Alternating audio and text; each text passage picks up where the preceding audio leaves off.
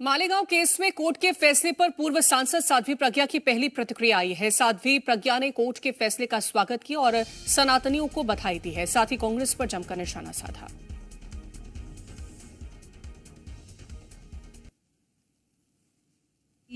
सत्य की जीत होती ही है और सत्य की जीत हुई है। मैंने कहा था सत्यमेव जयते, सत्य कभी पराजित नहीं होता और जो सत्य था वो मेरे साथ था और मेरी विजय हुई। मेरी विजय क्या, भगवा की विजय हुई, सनातन की विजय हुई, राष्ट्र की विजय हुई।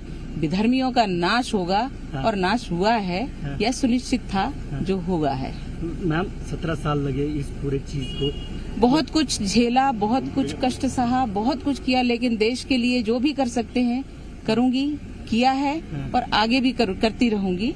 लेकिन हम कभी भी देश को कोई आंच नहीं पहुंचने देंगे अपने जीवित रहते हुए।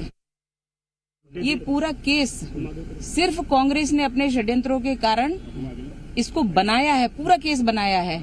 और जब कोई चीज बनावटी होती है तो उसमें आधार नहीं होता और इसलिए इस केस का कोई आधार नहीं था।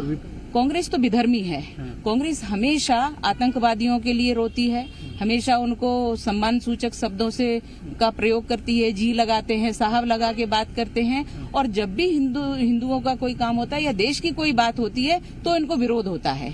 और इसलिए कांग्रेस कभी देशभक्त पार्टी न बन पाई है, न बन पाएगी। इनके ऊपर तो हमेशा ये जो हमारा प्रकरण रहा, ये 17 वर्षों के में इन्होंने जो कष्ट दिए हैं और जो भी कुछ बनाया करा है, जज साहब ने स्पष्ट ऑर्डर दिया है कि उसकी जांच होनी चाहिए और दोषियों को दंड मिलना चाहिए।